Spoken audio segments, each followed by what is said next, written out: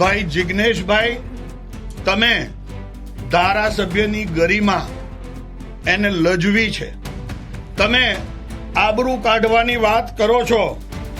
આ વડનગરની માટીમાંથી ભારત ભૂમિનો સૌથી મોટો જુઠ્ઠો પેદા થશે આપણને કલ્પનાય નથી કે તમે બક્ષીપંથ સમાજના નાના એવા સમુદાયની અંદરથી આવતા નરેન્દ્રભાઈનું અપમાન કર્યું છે, માતાનું અપમાન કર્યું છે. તમે માફી માંગો, માફી માંગો, માફી માંગો. જિગ્નેશભાઈના વાણી વિલાસથી થોડી ઘણી બચેલી કોંગ્રેસ એ પણ પૂરી કરવા માટે એમને જાણે દિલ્હીની એક પાર્ટીની સોપારી લીધી હોય એ પ્રકારે કામ કરી રહ્યા છે. કલે હવે તો જાગો. જે વડનગરનો ના થયો એ વિશ્વગુરુ થવા ફરે છે.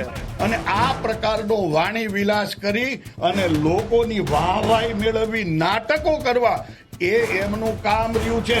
જે પોતાનું પરિવારનું ત્યાગ કરી અને સતત ખડે પગે ઉભા રહે એને અભદ્ર ભાષામાં એવું કહેવાનું તમારા પટ્ટા ઉતારી લઈશ. આ કયા પ્રકારની ભાષા છે? આ ગુજરાત ક્યારે સહન ન કરી શકે આ ભાષા. ગમે તેટલા ભારતીય જનતા પાર્ટી હથકંડાઓ અપનાવી લે, ગમે તેટલા તૂત કરી લે, પણ આ ડ્રગ્સ અને દારૂની બધી માટે એ જે અધિકારીઓ છે, ભ્રષ્ટ અધિકારીઓ, એના પટ્ટા ઉતરશે અને ઉતરશે. તમારા મળતિયા લોકોના પણ પટ્ટા ઉતરશે અને જે અધિકારી આમાં સંડોવાયેલા છે એને પાણીચું ચોક્કસથી મળશે. ગુજરાતના સંસ્કારને શોભે એ પ્રકારની ભાષા સાથે એ કામ જ્યાં સુધી નહીં કરે, એ માફી નહીં માગે, ત્યાં સુધી અમે કાર્યક્રમ ચલાવવાના છીએ. કે તમે કોંગ્રેસના વિરુદ્ધ કાર્યક્રમો કરવા કરતા બુટલેગરોની વિરુદ્ધ કાર્યક્રમો કરો તો આ મુદ્દો વહેલો પતી જાય.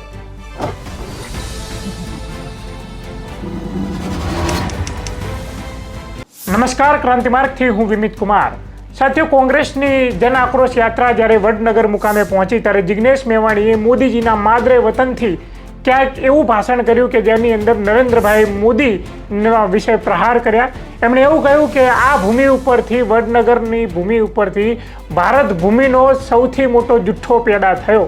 ક્યાંય ને ક્યાંય એના લઈને ભારતીય જનતા પાર્ટીના કમલમ ખાતેના જે કાર્યાલયે પ્રેસ કોન્ફરન્સ કરવામાં આવીને આ પ્રેસ કોન્ફરન્સનું નેતૃત્વ જેને કર્યું એ અનુસૂચિત જાતિના મોરચા દ્વારા કરવામાં આવ્યું, એના અધ્યક્ષ દ્વારા કરવામાં આવ્યું. અને આખો મામલો જે ગરમાયો છે, એમણે જિગ્નેશ મેવાણી પર પ્રહાર કર્યા છે. એ મુદ્દે આપણી સાથે ચર્ચા કરવા માટે હિરેનભાઈ બેંકર જોડાયા છે. હિરેનભાઈ, ક્રાંતિમાર્ગે આપનું હાર્દિક સ્વાગત છે. હિરેનભાઈ, શું કહેશો કે જે રીતે આ ગૌતમ ગેડિયાએ જિગ્નેશ મેવાણીના સંસ્કાર ઉપર સવાલ ઉઠાવ્યા છે અને ખાસ કરીને એવું કહેવામાં આવ્યું છે કે આ તો મોદીજીની માતાનું અપમાન થયું છે એમ? વિવિધભાઈ, જે પ્રકારની અપેક્ષા હતી એ જ પ્રકારની કામગીરી કરવામાં આવી છે. જે મુદ્દો લોકોનો અવાજ છે, લોકોનો પ્રશ્ન છે, એવા ડ્રગ્સ અને દારૂની બધીને નાથવા માટેની કોંગ્રેસ પક્ષની આખી કવાયતને કેમ કરીને રોકવા માટે તમામ હથકંડાઓ અપનાવવામાં આવ્યા. એ પોલીસ પરિવારના નામે ભાજપના આગેવાનો, દારૂ બુટલેગરના સ્વજનોને રાખીને રેલીને રોકવાની કામગીરી કરવામાં આવી. આ બધી કામગીરીની સાથે સાથે હવે નવો એક ફણગો ફૂટ્યો છે કે જે હાંસીએ ધકાઈ ગયેલી, કોરાણે મુકાઈ ગયેલી, સદંતર નિષ્ફળ અને નિષ્ક્રિય એ ભારતીય જનતા પાર્ટીનો અનુસૂચિત જાતિ વિભાગનો મોરચો હવે એને અચાનક જ બ્રહ્મ જ્ઞાન લાદી ગયું છે, અચાનક જ સક્રિય થઈ ગયું છે અને એને હવે દલિતની ચિંતા થવા માંડી છે. 30 વર્ષના એટલે કે 3 દાયકાના શાસનમાં જે દલિતો પર અત્યાચાર થયા એમાં એક હરફ પણ નથી ઉચ્ચાર્યો. 1800થી વધારે મહિલા પર બળાત્કાર થયા, એક હરફ પણ નથી ઉચ્ચાર્યો. અને આ પ્રકારની ઘણી બધી ઘટનાઓમાં ક્યાંય જોવા ના મળે આ મોરચો એ અચાનક રાતોરાત સક્રિય થઈ જાય અને ખાલી એક જ વ્યક્તિનો વિરોધ કરે, જિગ્નેશ મેવાણી, જે આજે ગુજરાતનો અવાજ છે, ગુજરાતના લોકોનો અવાજ છે. અને એ પણ કઈ વાત લઈને નીકળ્યો છે કે જે એમ કહી રહ્યા છે કે દારૂ બંધી હોવી જોઈએ, ડ્રગ્સ બંધી હોવી જોઈએ. ગુજરાતમાં દારૂ તો છડે ચોક વેચાય જ છે, પણ હવે એ ગુજરાતનું નિર્માણ થયું છે કે જ્યાં ડ્રગ્સ પણ બેફામપણે મળી રહ્યું છે. એ મંદિરની બહાર હોય, એ સ્કૂલની બહાર હોય, 4 રસ્તા પર હોય કે 4 રસ્તા ચોરે ચોટે, આ બધી જગ્યાએ આ ડ્રગ્સ એ એવી રીતે મળે છે જ્યારે નાની પડીકી મળતી હોય પ્રમાણે. અને એની અસર એવી આવે કે કોઈ પણ બહેનનો ભાઈ, પતિ, પત્ની, પિતા એ ગમે ત્યારે એને ગુમાવી દેવામાં આવે.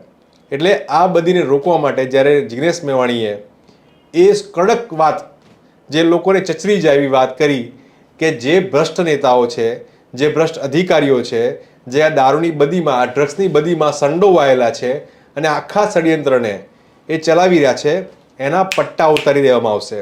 અને આ કડક વાતને કોંગ્રેસ પક્ષે તમામ જનતાએ સ્વીકારી છે કે જે ખરેખર આ કામગીરી કરતા હોય એના પટ્ટા તો ઉતરવા જોઈએ અને અધિકારી હોય તેને પાણી ચૂમળવું જોઈએ.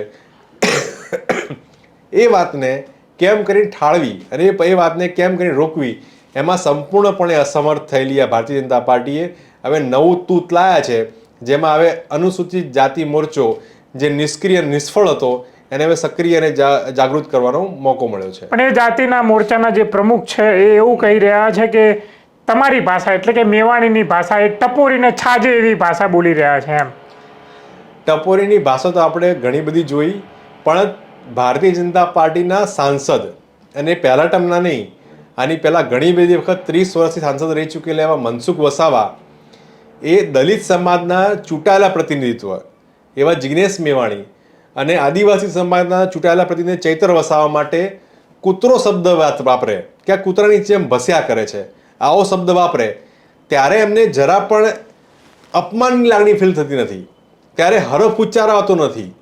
અને આ પ્રકારની ઘણી બધી વસ્તુઓમાં એ આ મોરચા અત્યાર સુધી ક્યાં હતો એ ખબર નથી. આ મોરચો જ્યારે શાળા કોલેજોમાં લોકોને સ્કોલરશિપ નથી મળતી ત્યારે આ મોરચો ક્યાં હતો? જ્યારે થારની ઘટના બને, જ્યારે આ પ્રકારની ઘટનામાં દલિત ઉપર અત્યાચાર થાય ત્યારે મોરચો ક્યાં તો કોઈને ખબર નથી. એટલે અપમાનની વાત જ્યારે પોતાના નેતાની વાત આવે ત્યારે અપમાનની વાત આવે, અને જે ખરેખર દલિત સમાજનું નેતૃત્વ કરે આ એ જ જિગ્નેશ મેવાણી છે જેને દલિતોને હજારો કરોડો રૂપિયાની જમીન, એ સાથણીની જમીન અપાવવા મદદ કરી. મને બતાવો કે એક રૂપિયાની પણ જમીન અપાવવાની મદદ કરી હોય આ મોરચાએ લોકોને. પોતાના સરકાર વિરુદ્ધ લાગણીને માંગણી પર રજૂ કરી શકતી નથી એવી આ મોરચો એ રાતોરાત સક્રિય થઈ જાય અને પણ હરીફરીને એક જ વ્યક્તિનો વિરોધ કરે જિગ્નેશ મેવાણી, એ સ્પષ્ટ દર્શાવે છે કે કોંગ્રેસ પાર્ટી એ રાઈટ ટ્રેક પર છે, લોકોના જનતાને રીડ કરી રહી છે. અને દારૂબંધી અને ડ્રગ્સ બંધી જ્યાં સુધી એ અમલવાળી નહીં થાય ત્યાં સુધી આ મુદ્દો બંધ કરવામાં નહીં આવે.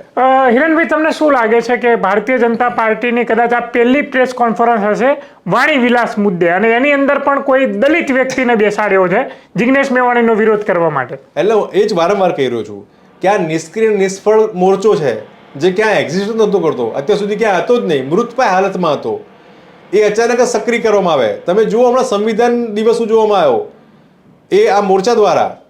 આટલા વર્ષોમાં સંવિધાન દરિયામાં ફેંકી દઈશું ને સંવિધાન વિરુદ્ધ ખરાબ બોલવાની વાત કરનારા લોકો આજે સંવિધાન દિવસ મનાવવા માંડ્યા છે, અને આ મોરચો અત્યારે આવીને પ્રેસ કોન્ફરન્સ કરી રહ્યો છે જે ક્યાંય દલિતના હક અધિકાર સન્માન પર કદી વાત નથી કરી. મને બતાવો સ્ટેટમેન્ટ આ પ્રમુખના, આટલા વર્ષોમાં કયા કયા સ્ટેટમેન્ટ આપ્યા, ક્યાં રજૂઆતો કરી?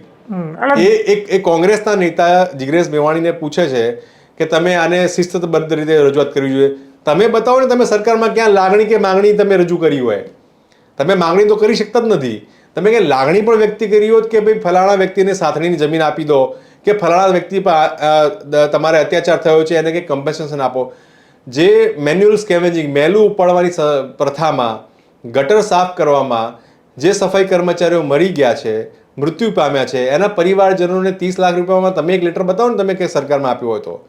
એટલે ખાલી માત્ર રાજનીતિ કરવાની એ ઘણા દિવસ પહેલાં આ વસ્તુ રજૂઆત કરી દેવામાં આવી હતી કે હવે ભારતીય જનતા પાર્ટી એવા હાથકંડાઓ કરશે કે ધર્મ અને જ્ઞાતિના નામે આ આખા આંદોલનને, આ આખી વાતને તોડી નાખવાનો કામગીરી કરવામાં આવશે. અને એ જ સ્પષ્ટ દેખાઈ રહ્યું છે.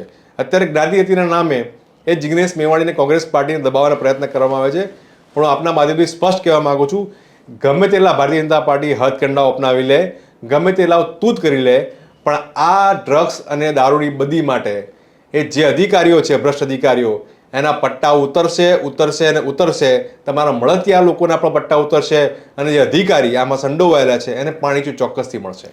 અને ક્યાંય ને ક્યાંય ભાઈ એવું કહેવા માંગે છે કે ગૌતમ જેડિયા કે આમાં તો પીએમની માતાનું અપમાન છે, બક્ષીપંચ સમાજનું અપમાન કર્યું, ગુજરાતનું અપમાન કર્યું છે, જિગ્નેશ મેવાણીએ માફી માંગવી જોઈએ. હવે તમે સમજાવો કે જિગ્નેશ મેવાણીએ એમની માતાનું અપમાન કઈ રીતે કર્યું, મોદીજીની માતાનું નામ? એટલે જ્યારે આ તો હું સભ્ય સમાજમાંથી આવું છું, આપણે બધા સભ્ય સમાજમાંથી આવીએ. મેં કદી પણ મારા પિતાને કે મારી માતાને કોઈ પણ કામ માટે 70-80 વર્ષના થાય તો એમને કદી નથી કહ્યું તમે કામ કરો. આ એ જ પ્રધાનમંત્રી છે જે નોટબંધી વખતે એમને માતાને લાઇનમાં ઊભા રાખ્યા છે. એટલે તમે માતાનો ઉપયોગ ક્યાં ક્યાં કર્યો છે બધાને ખબર છે. ત્યારે તમને અપમાન ના લાગ્યું, ત્યારે આ મોરચો એવું ધારત તો એમને જગ્યાએ ઊભા રહીને એમને નોટબંધીમાં 2000 રૂપિયા કાઢીને આપ્યા હોત. પણ એ માત્ર એમનું માર્કેટિંગ સ્ટ્રેટેજીમાં સારું લાગે એટલા માટે સારું. આ એ જ પ્રધાનમંત્રી છે જે મનમોહનસિંહ એમ કહેતા હતા કે એમના વિશે ખરાબ શબ્દો જે હું બોલી ન શકું એવા શબ્દો વાપર્યા છે.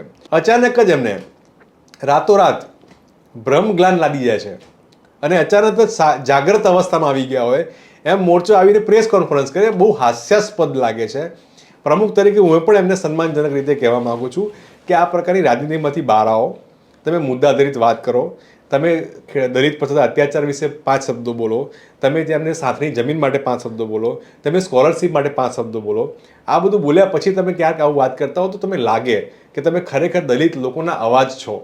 પણ તમે ખાલી માત્ર તમે ભારતીય જનતા પાર્ટીના હોદ્દેદાર તરીકે કોઈ પણ નામે એનો વિરોધ કરી દેવાનો લોકો જોઈ રહ્યા છે, ગુજરાતની જનતા જોઈ રહી છે કે કોણ સાચું છે ને કોણ ખોટું છે. તમને શું લાગે છે કે ભારતીય જનતા પાર્ટી પાસે પ્રવક્તાઓની ફોજ છે, મોટા મોટા નેતાઓની ફોજ છે, તો શા માટે આ દલિત સમુદાયના વ્યક્તિને પ્રેસ કોન્ફરન્સ કરવા બેસાડ્યા છે અને એ પણ જિગ્નેશ મેવાણીના વિરોધમાં? પેલું કહેવાય ને છુરી છુરી કો કાટતા હૈ, તો એ પ્રમાણે આ બધાને ખબર છે કે જિગ્નેશ મેવાણીએ દલિત સમાજ માટે તો બોલ્યા જ છે, પણ અત્યારે જે મુદ્દે વાત કરી રહ્યા છે સમગ્ર સમાજ, સર્વ સમાજ, 18 વર્ણ માટેની વાત છે. દારૂબંધી અને ડ્રગ્સની વાત છે એ તમામ સમાજના વર્ગને આ સમસ્યા છે. ભદ્ર સમાજ જે પૈસે ટકે સામ દામ તમામ રીતે આ ભારતીય જનતા પાર્ટીને પોષી છે અને મોટી કરી છે અને એને ખૂબ જ રીતે મદદ કરી છે. આજે એમના સંતાનો એ ડ્રગ્સના એડિક્ટ બન્યા છે અને એમને હવે ખબર પડી છે કે આ ઝેરીલો સાપ એ હવે એમને પોતાને ડસી રહ્યો છે અને એ ત્યાં સુધી કે એમના ઘરનો જે કુળદીપક હોય એ પણ ત્યાં એમને નથી મળતો, એ ઊંધા રવાડે ચડી ગયો છે. એટલે એમને ખબર પડી છે કે આટલા વર્ષો પછી હવે અમે એવા લોકોને વોટ આપ્યા છે જે અમને જ અમારા જ પતનનું કારણ બન્યા છે. એટલે હવે આ ઘટનામાંથી બહાર નીકળવા માટે જે વ્યક્તિ, એ કોઈ પણ વ્યક્તિ હોય જે સાચું બોલતો એને સમર્થન આપવું જોઈએ. જિગ્નેશ મેવાણી આજે આખી વાત કામગીરીને લઈને એ રોડ ઉપરથી લઈને સંસદથી બધામાં જગ્યા વસ્તુ બોલ્યા છે અને એટલા જ માટે જિગ્નેશ મેવાણી દલિત સમાજથી આવે છે, દલિત લોકો વિરોધ કરે એ પ્રકારનું એક આ ગતકડું અને આ તૂત કરવાનો પ્રયત્ન કરવામાં આવ્યો, પણ એ ક્યાંય ચાલવાનું નથી. લોકો સમજી ગયા છે કે ભારતીય જનતા પાર્ટીની ભ્રષ્ટ સરકારમાં એ બુટલેગરોની આખી ફ્રેમ ચાલે છે, બુટલેગરોની વ્યવસ્થા તંત્ર ચાલે છે. આ બુટલેગરોથી ચાલતી આ સરકાર છે અને એને ઘરે બેસાડવી જરૂરી છે. કાં તો આ તંત્રને હટાવો, કાં તો પછી આ ગૃહમંત્રીને હટાવો.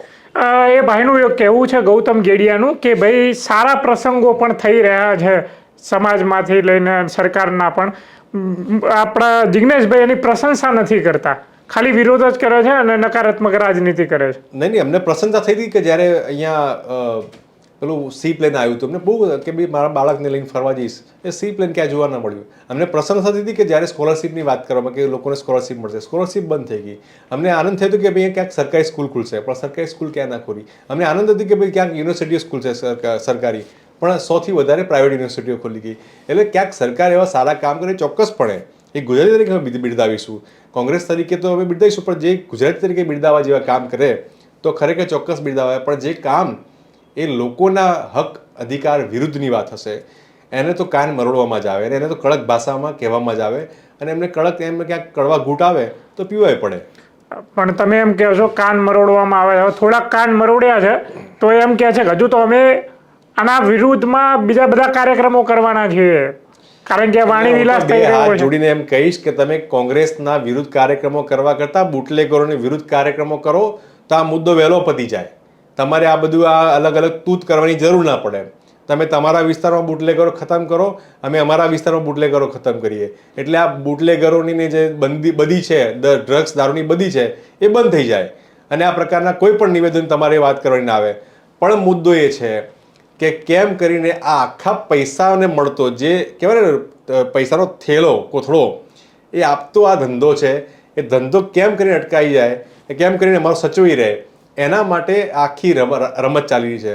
હું વારંવાર પ્રેસ મીડિયાના માધ્યમથી કહું છું કે ભારતીય જનતા પાર્ટીની ભ્રષ્ટ સરકાર એ તમને ને મને મૂર્ખ બનાવીને આ આખો રૂપિયાના કાળા કારોબારનો કામગીરી કરી રહી છે.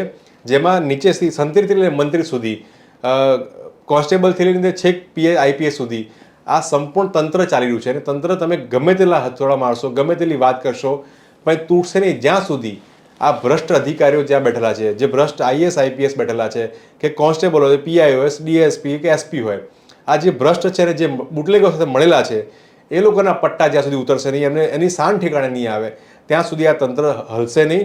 અને હું તો આપને માધ્યમથી અપીલ કરીશ કે આવો આ યાત્રામાં જોડાઓ અને તમારા વિસ્તારને નીટ એન્ડ ક્લીન કરો, કે જ્યાં દારૂબંધી ના હોય, જ્યાં દારૂ વેચાતો ના હોય, જ્યાં ડ્રગ્સ વેચાતો ના હોય, એવું ચોખ્ખું નીટ એન્ડ ક્લીન આપણે એક જિલ્લો કરી બતાવીએ. અને આપણે આખા ભારત દેશમાં એક એવું મોડલ રજૂ કરીએ કે જે એમ કહેવાય ગાંધી શ્રદ્ધાનું મોડલ છે, જ્યાં દારૂબંધી છે, જ્યાં મહિલાઓ એકદમ સુરક્ષિત ફરી શકતી હોય. આજે ગુજરાતમાં 1800થી વધારે દલિત મહિલાઓ પર અત્યાચાર થયા, ત્યારે આ મોરચો ક્યાંય જ હતો નહીં. એટલે આ બધી કરવાની જગ્યાએ ખરેખર કોંગ્રેસ પક્ષ જે સાચા રસ્તે નીકળી છે એને સપોર્ટ કરવાની જરૂર હતી આપણે. જી, આપનો ખૂબ ખૂબ આભાર હિરેનભાઈ. આ હતા આપણી સાથે હિરેન બેંકર, કોંગ્રેસના તેજ તરાર પ્રવક્તા. ક્યાંય ને ક્યાંય ભારતીય જનતા પાર્ટીના અનુસૂચિત જાતિના મોરચો જે એકાએક સક્રિય થયો છે એની ઉપર આકરા પ્રહારો કર્યા. જોતા રહેજો ક્રાંતિમાર્ગ. ઇન્કલાબ જિંદાબાદ.